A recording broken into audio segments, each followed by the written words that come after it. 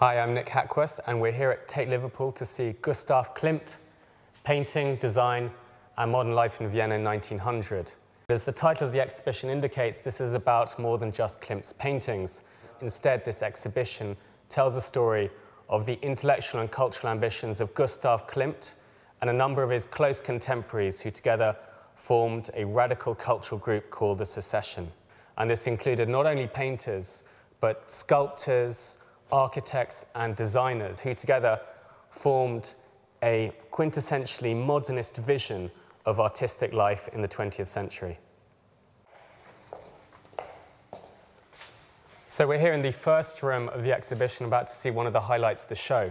The piece that surrounds us is a large frieze, and it's a recreation of a frieze that Klimt painted for an exhibition in 1902 at the Secession, which was this building created by the radical group that he was the president of. What's particularly important about it is that it's an incarnation of the idea of the Gesamtkunstwerk. The Gesamtkunstwerk in German basically means a total work of art. This specific piece that we're about to walk around is really a homage to Beethoven and also Wagner's interpretation of Beethoven, and also Wagner's idea of what the perfect work of art could be. And the first images, the first real content we come across in this very large frieze is this figure of these three humans here who basically represent us, normal humanity, suffering humanity. And this golden knight, although he has a military aspect, is essentially the image of the artist or the composer, the creative really, as a romantic hero who can save humanity. And here, spread before us, are personifications of all of the enemies of humanity.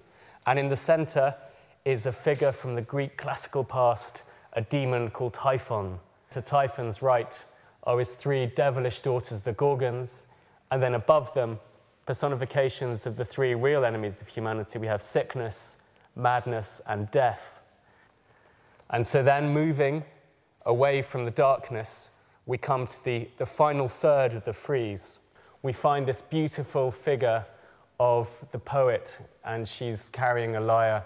And then we come across this blankness, finally to the denouement of the entire piece, which is Wagner's vision of art as the only place where you can experience pure happiness, pure joy, and pure love. There's a choir of angelic angels here singing, and finally this couple in beautiful, beautiful embrace. And so we're upstairs in the main part of the exhibition, and as you can see, this room is full of furniture, of architectural models, of household objects, household furniture, and even some fashion designs. And that will probably surprise people who know Klimt only by reputation or by his famous paintings like The Kiss. As we saw downstairs, Klimt and his followers were interested in this idea of the total work of art and in aestheticizing everything around them. And they wanted perfection in terms of an aesthetic environment you could walk into where everything had been designed by an artist craftsman. And so here we see the products of that search for this total aesthetic unity. And then we have this painting here, which itself is not one of the most iconic Klimt paintings, but it's interesting because it's very personal, and it's kind of a rebuttal to lots of the criticism he came under. Nuda veritas means the naked truth, and here we have the female form of naked truth. But what's really fascinating is the quote at the top from Schiller: "If thou canst not please all men by thine actions and by thine art, then please the few. It is bad to please the many." Well, I think the main reason that Klimt is still fascinating is because of the quality of his painting. The reason he's still popular is because his paintings are beautiful and incredible. They stand alone, basically, in terms of their quality, and I think amongst all his contemporaries, he was clearly the most exciting painter, and he also painted the most beautiful works. As a strange concluding point, we can look at this card table, which was designed for Carl Wittgenstein, father of the famous philosopher. Now, his family, along with a few others, were the major patrons of the Viennese Secession.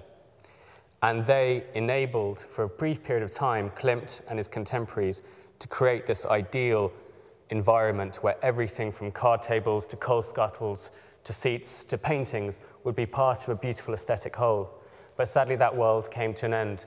1914 brought the First World War, and economic ruin to many families, and the Viennese secession limped on till 1932 when the Great Depression finally made it history.